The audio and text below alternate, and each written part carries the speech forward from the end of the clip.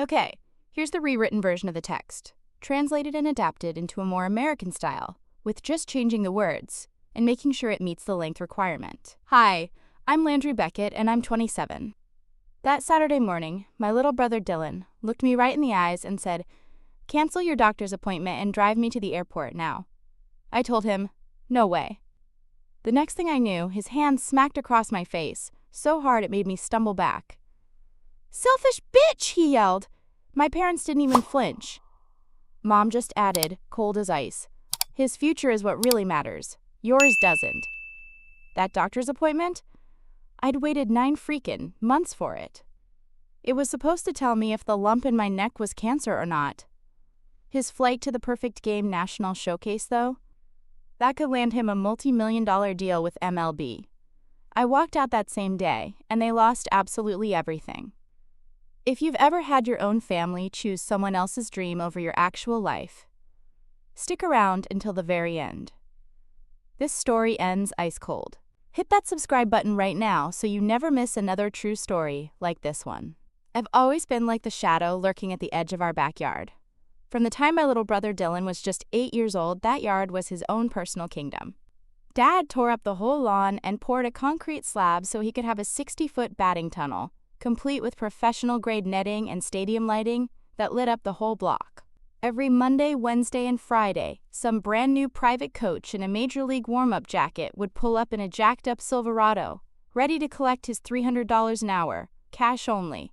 No receipt, naturally. Weekends weren't weekends in the traditional sense anymore. They were red-eye flights to Jupiter, Fort Myers, Phoenix, Cary Lake, basically wherever the best travel ball tournaments were happening that month. Dylan flew first class when he was 12 years old. Meanwhile, I was still riding the RTD bus to community college. I paid for my own books, my own food, my own everything, period.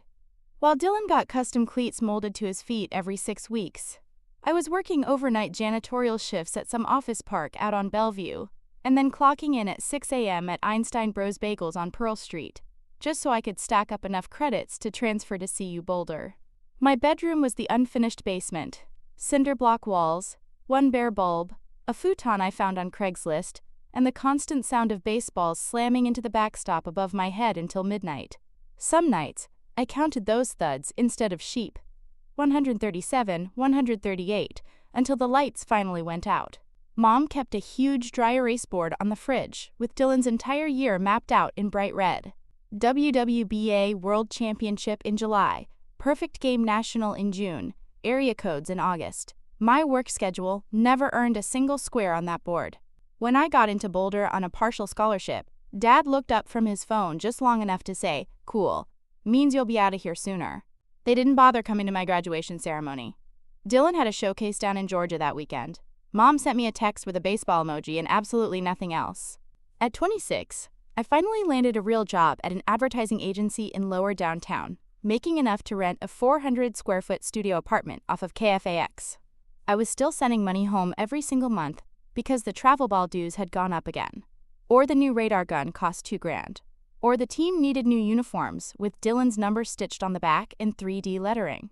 I kept telling myself it was temporary. Once I got the lump in my neck checked out, once I knew I was in the clear, I'd stop. I'd finally draw a line in the sand. The lump showed up right after my 26th birthday, hard as a marble right under my jaw. The family doctor in Littleton felt it, frowned, and sent me straight to an ENT. The ENT sent me to oncology. Every specialist within driving distance had waiting lists stretching 6 to 10 months. I took the very first opening anyone offered me, which was 9 months out. I marked it on my phone calendar in bright red, the only red thing that was ever just for me. And I waited. I waited while the lump grew larger. I waited while my voice started cracking on certain words. I waited while Dylan's fastball climbed from 92 to 96, and the recruiting sites started calling him a, quote, generational arm. Nobody in that house ever bothered to ask how I was doing. Mom only called when the coach needed another payment. Dad only texted when Dylan needed a ride to the airport because Uber was too slow. I kept wiring the money, kept showing up with Gatorade and sunflower seeds, kept pretending I didn't notice how my necklaces stopped sitting flat anymore. I told myself that once the appointment finally came, everything would change. I would finally matter to somebody, even if it was only the doctor. But that appointment landed on the exact same Saturday that Dylan had to be at Denver International Airport by 8 a.m. for the private charter flight to the biggest showcase of his entire life. And for the first time in 27 years, I realized that I was completely done being the shadow. That Saturday morning, Dylan came pounding down the stairs like the whole house was his personal clubhouse.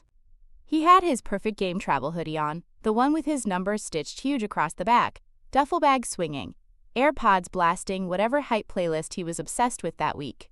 He didn't even look at me, just barked toward the kitchen. Landry keys, we're leaving in 25. Flight's at 10 o'clock. I was leaning against the kitchen island, clutching the first hot cup of coffee I'd tasted in peace in forever. My phone was sitting face up next to me, screen glowing with the reminder I'd been living for. UC Health Anschutz Oncology, Dr. Sarah Mitchell, 11:30 a.m., do not reschedule. I took a slow sip of my coffee and said, I'm not driving you, I have my appointment. He stopped halfway through the living room, yanked one AirPod out of his ear. What appointment? The specialist. The lump in my neck. The one I've been waiting 9 months for. He actually laughed, like I'd just told the world's lamest joke. You're serious right now? Call them and move it. This is perfect game national, Landry. Every single MLB team is sending scouts. I am not missing my shot because you have some random doctor's visit. It's not random. They're doing a biopsy. It might be cancer. He rolled his eyes so hard his whole head moved with them. God, you're so dramatic. You've had that thing for ages, and you're walking around just fine. Cancel it. No, just that one word. Calm, flat, final. The air in the room changed instantly. He dropped his bag, took 3 steps toward me until we were standing toe-to-toe. His voice dropped to that ugly whisper he saves for people who dare to tell him no. Get your keys. Get in the car. Drive me to the goddamn airport. I'm not doing it. His hand moved faster than I could even track. Open palm, full force. Cracked across the left side of my face like a major league fastball. The impact spun me around. My hip caught the sharp corner of the island. Coffee exploded across the counter. And I went down hard on the living room rug, ears ringing, vision flashing white. Mom and Dad were already standing there. They'd walked in while we were arguing and hadn't made a sound. Dad folded his arms, looked down at me on the floor, and delivered the only words he would ever say to me again. His future actually matters. Yours doesn't. Mom didn't even glance my way. She was too busy making sure Dylan's boarding pass was pulled up on her phone. I stayed down for maybe 4 seconds, tasting blood, feeling the perfect outline of his hand burning into my skin. Something inside me that had been cracked for years finally shattered completely in half. I pushed myself up slowly, wiped my mouth, and walked past all 3 of them without a single word. Up the stairs, into the bedroom I barely used anymore. Grabbed the go bag I kept for last-minute work trips, threw in 3 more days' worth of clothes, my laptop charger, toiletries, the thick folder with every single medical record I owned, and the envelope with $4,000 in cash I'd been hiding in a shoebox for emergencies. 14 minutes from the second his palm connected with my face to the second I was back downstairs. Dylan was already out in the garage screaming about traffic. Mom was holding his shaker bottle like it was made of solid gold. Dad never even turned around. I walked straight to the front door. Dylan yelled from the garage, "Landry, what the hell are you doing?" I didn't answer. I opened the door, stepped out into the freezing May morning, and pulled it closed behind me with a soft final click that somehow sounded louder than the slap itself. I got in my car, backed out of the driveway, and drove away from that house for the last time in my life. I drove straight to UC Health, with my brother's handprint still burning hot on my face. I took the parking garage ticket at 10:57 a.m., found a spot on level 4, and sat in the car for 3 full minutes, just staring at myself in the rearview mirror. The mark was already turning purple, 5 perfect fingers outlined like a brand. I grabbed my folder of medical records, locked the car, and walked inside. The oncology waiting room was quiet, mostly older patients and one scared-looking teenager sitting with his mom. When the nurse called Landry Beckett, she did the same double take the receptionist had, but she kept it professional.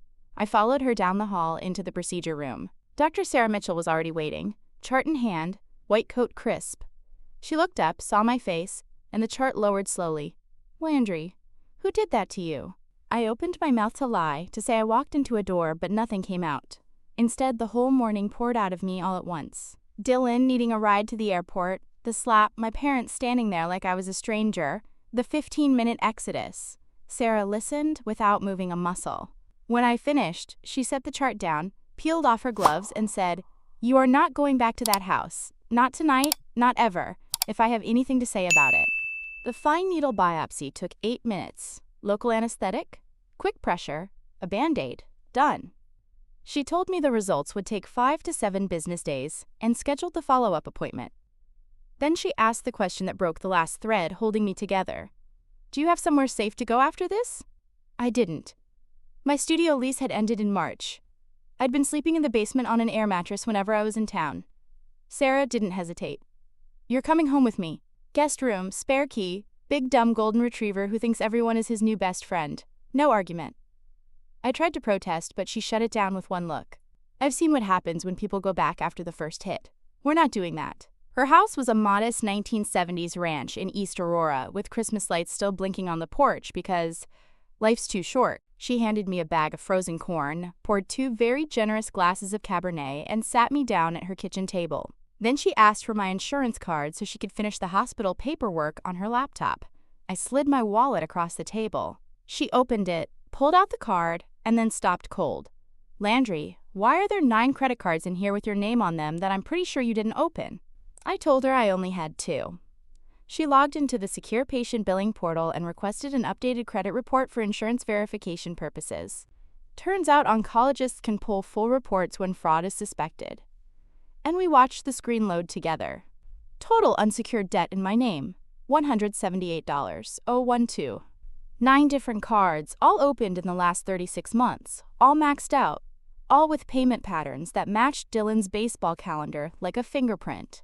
$29.800 on a platinum card. Team hotels in Jupiter, Fort Myers, and Phoenix. $3.310 on a black card. Private coaching packages, radar guns, Rapsodo units, Driveline baseball subscriptions. $41.200 on a business visa, charter flights, private jets to East Cobb, team banquet bills. $34.300 spread across 2 cards. Performance supplements from a Sarasota compounding pharmacy that had been flagged twice by the DEA for selling trenbolone and testosterone to minor league players. Every application had my social security number, my signature scanned from old school permission forms, my Littleton address. Some even listed Dylan as an authorized user so he could flash them at team dinners. Sarah stared at the screen for a long time. Then she closed the laptop, looked me dead in the eye, and said, "Your family didn't just assault you this morning. They've been robbing you blind for years, and they used your future to buy his." I sat there in a stranger's warm kitchen, holding frozen corn to the side of my face, staring at the number that was now my entire adult life in debt, $178,000. Every cent funneled into the myth of Dylan Beckett, future first-round draft pick. And not one person in that house had ever thought to ask if I was okay. 2 weeks later, the baseball world caught fire. I was standing in Sarah's kitchen in an old CU hoodie, eating yogurt straight from the container, when my phone started going berserk. It didn't ring. It vibrated itself across the granite countertop like it was trying to escape. I picked it up, and the screen was already a war zone. First came the group chat screenshots from parents I hadn't spoken to since high school, then the Twitter Spaces, then the direct messages from accounts I didn't even follow. Perfect Game National had run surprise tests on every arm throwing over 92 that weekend. Dylan was yanked off the mound after his 4th inning, escorted to medical by 2 guys in polos with USADA badges. They took blood and urine on the spot. Results came back from the Olympic lab in Colorado Springs in under 48 hours. Positive for 3 separate anabolic compounds: boldenone undecillinate, nandrolone decanoate, and a TE ratio of 28:1. Numbers so cartoonishly high that the lab flagged it as inconsistent with therapeutic use and sent it straight to MLB's scouting bureau. By 10:12 a.m., his name had vanished from the live leaderboards. By 11:03 a.m., Perfect Game's official account posted the driest statement in sports history.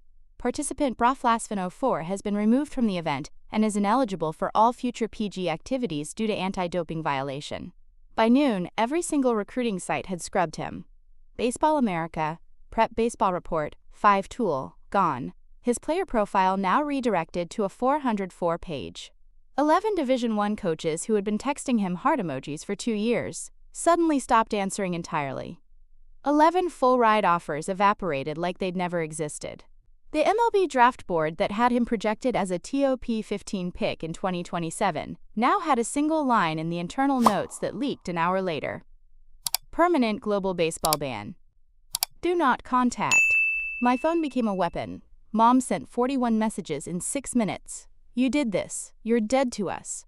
Your brother is crying in his room and it's all your fault. Dad sent one voice note, 38 seconds of pure venom. You better pray I never see you again. Dylan sent 87 texts before I blocked him. They started with bargaining, moved to threats, and ended with him sobbing in all caps that I had murdered his dream, as if had been the one holding the syringe.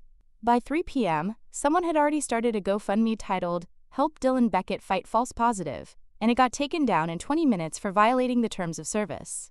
By 5 p.m., the top post on the biggest recruiting forum was a 47-page thread called The Dylan Beckett Steroid Scandal Timeline and Receipts, with 1.2 million views. Someone posted side-by-side photos. Dylan at 16 throwing 89, Dylan at 18 throwing 97, veins popping out of his neck like cables.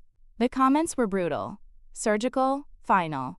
I sat on Sarah's living room floor, legs crossed, scrolling through the carnage while her golden retriever rested his head on my knee. Every notification was another brick in the wall they had built around him, finally crushing him underneath it. I didn't smile. I didn't cry. I just watched the empire they sold my future to buy collapse in real time, and felt absolutely nothing. At 9:42 p.m., Mom called from a new number. I let it ring. She left a voicemail I played on speaker so Sarah could hear it too. He tried to hurt himself tonight because of what you did. If he dies, his blood is on your hands. Come home right now and fix this. I blocked that number too. Then I turned the phone face down, poured myself a glass of water, and went to bed. For the first time in my entire life, nobody in that house could reach me, and Dylan's perfect golden future was already 6 feet under. I gave them 30 more days of total radio silence. I didn't block them for drama. I erased them. New phone, new number, new email, new everything. Sarah changed her doorbell camera password the same week after Mom tried to show up at 2 a.m., crying on the porch. Security footage only, no conversation. On the 31st morning, I walked into the 17th floor office of Mason Brooks in downtown Denver, the same Mason who once paid me in beer and pizza to write his senior thesis. Now he wore a $3,000 suit and had, of counsel, financial crimes on his door. I dropped a 2-inch thick binder in front of him and said, I want them in federal prison. He opened it. Page 1, my social security card photocopy, next to 9 forged credit card applications. Page 2, the $41, 200 private jet fuel charges. Page 50, the compounding pharmacy receipts for 4 cycles of testosterone and nandrolone addressed to D. Beckett, Littleton, Colorado. Page 400, bank records showing every single payment coming from Richard's company account or Mom's personal debit card. Mason didn't flinch once when he closed the binder. He simply said, 10 years minimum for the organizer. That's your father. He filed everything the same day. Not state court, federal. IRS Criminal Investigation Division, tax evasion on the baseball business expenses. FBI financial crimes, Denver field office. Wire fraud, identity theft across state lines. U.S. Postal Inspection Service, mail fraud. They used USPS to receive the cards. U.S. Attorney's District of Colorado, full prosecution package. 10 days later, I was having lunch with Sarah when my new phone lit up with a news alert. I opened it and almost dropped my fork. Photo: Richard Beckett's face pressed against the dusty hood of his own F-250 in the middle of a half-built subdivision in Castle Rock. 2 FBI agents in navy windbreakers twisting his arms behind his back while his crew stood frozen with rebar in their hands. Headline: Littleton contractor arrested in $178,000 identity theft against own daughter. Mom was arrested 24 hours later in the King Soopers parking lot on Bowles, still holding 2 tubs of Dylan's favorite vanilla whey when agents put her in cuffs.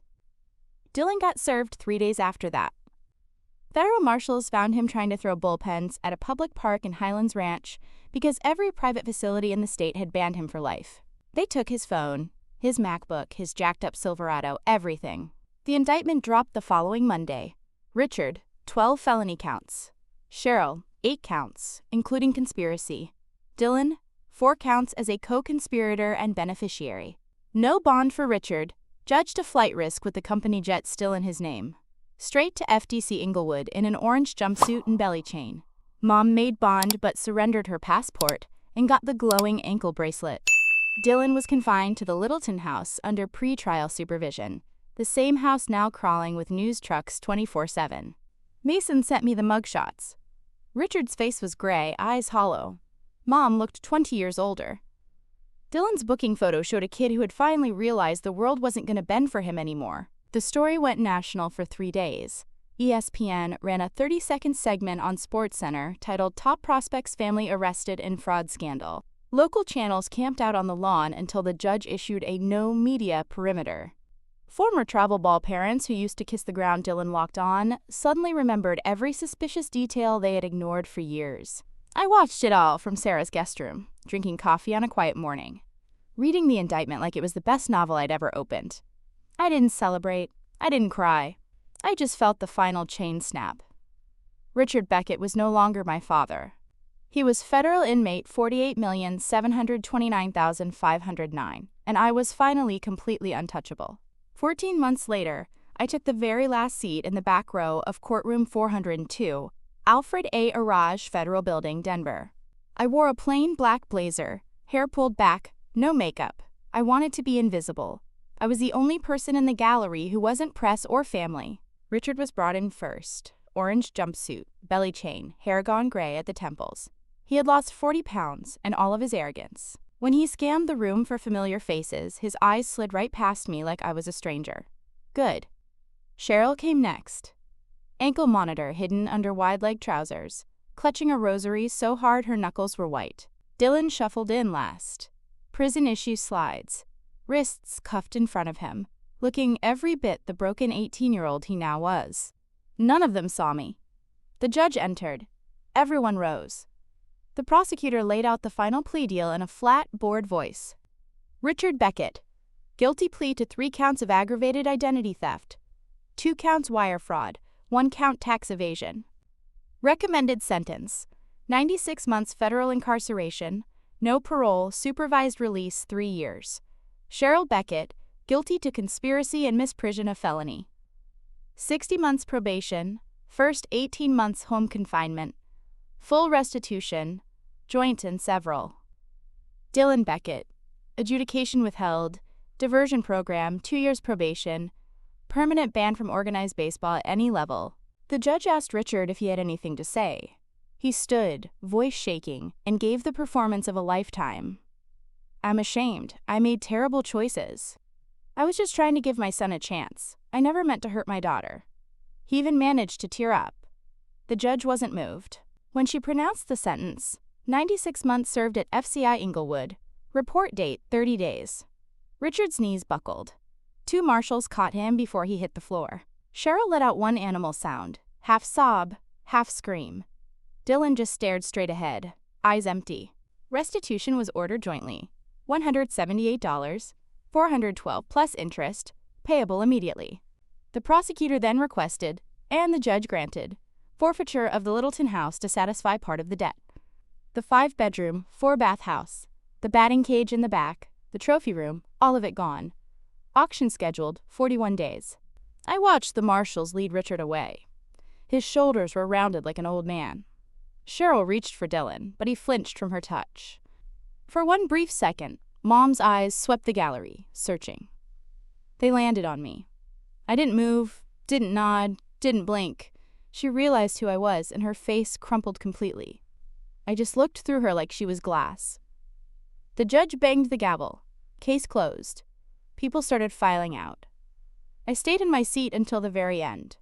I stayed in my seat until the room was empty, save for the court reporter packing up their things. Once the last reporter had left, I finally exhaled the breath I'd been holding for what felt like over 2 years. There was no rush of victory, no tears, no urge to run up and scream in their faces. Just a vast, icy emptiness where my family used to be. It felt like standing in the backyard batting cage after the lights had finally been turned off for good. Cold, silent, over. I walked out of the courthouse into a bright Colorado afternoon. The mountains looked exactly as they always had, but everything else was different now. A year after that day, I was finally whole. The biopsy results came back benign. Sarah removed the lump in a 40-minute outpatient surgery, leaving me with a thin scar that runs like a quiet line under my jaw. I kept the pathology report in a frame on my new desk. Benign thyroid nodule. No evidence of malignancy.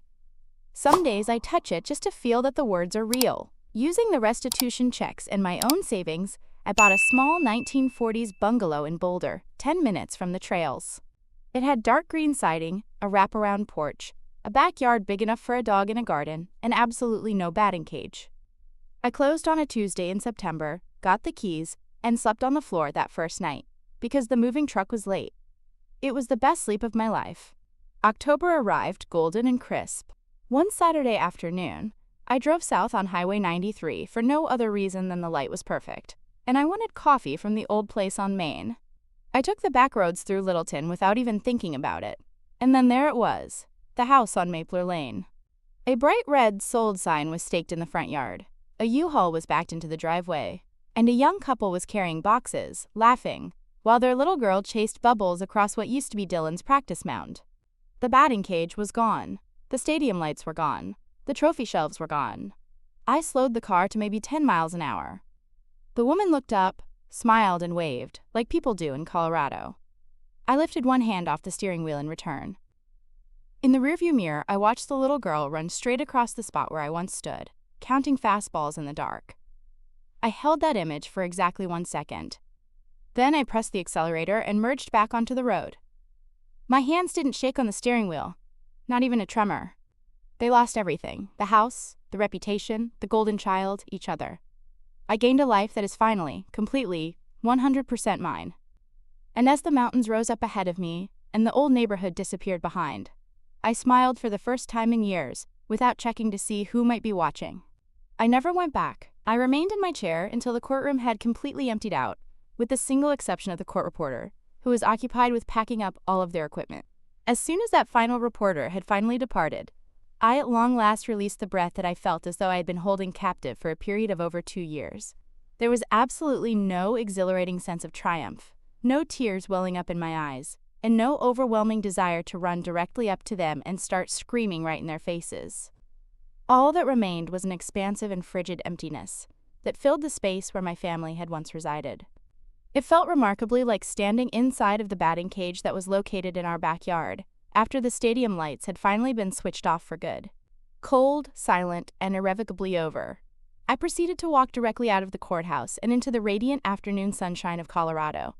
The majestic mountains presented themselves exactly as they always had, but practically everything else was markedly different at this point. A full year following that particular day, I had finally managed to feel whole once again. The results from the biopsy came back as being completely benign. Sarah skillfully removed the concerning lump during a relatively short 40-minute outpatient surgical procedure, ultimately leaving me with only a barely perceptible scar that ran like a very quiet line just underneath my jawline. I made the decision to keep the official pathology report carefully preserved inside of a picture frame, which I then proudly displayed on my brand new desk: benign thyroid nodule. No evidence of malignancy was detected. There are some days when I still reach up and touch it simply to reassure myself that the reassuring words are indeed a tangible reality. By utilizing both the restitution payments that I received and my own personal savings, I was able to purchase a charming and small 1940s-era bungalow located in Boulder, situated only a convenient 10-minute drive away from all of the numerous hiking trails. It boasted dark green siding, a lovely wraparound porch, a backyard area that was generously sized enough to comfortably accommodate both a dog and a garden, and, most importantly, it contained absolutely no batting cage whatsoever. I officially closed on the purchase during a Tuesday in the month of September. I received the keys to the property, and I then proceeded to sleep directly on the bare floor on that very first night, due to the unfortunate fact that the moving truck was running significantly behind schedule.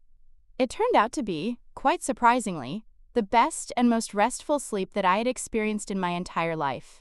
The month of October then arrived, bringing with it a golden and refreshingly crisp atmosphere.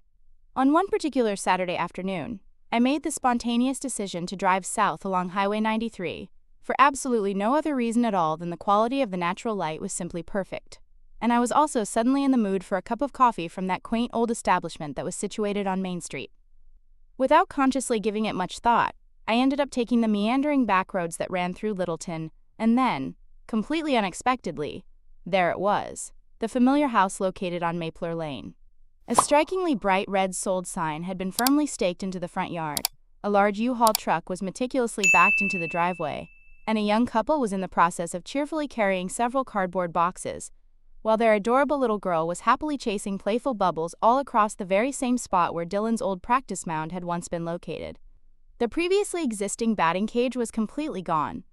All of the prominent stadium lights had also been entirely removed. And, lastly, all of those trophy shelves that had once been proudly displayed were now nowhere to be found.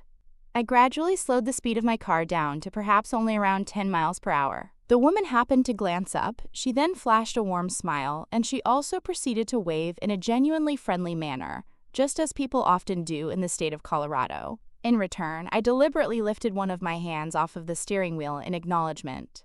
Glancing in the rearview mirror, I carefully watched as the little girl ran directly across the exact same spot where I myself had once stood, busily counting fastballs out there in the dark.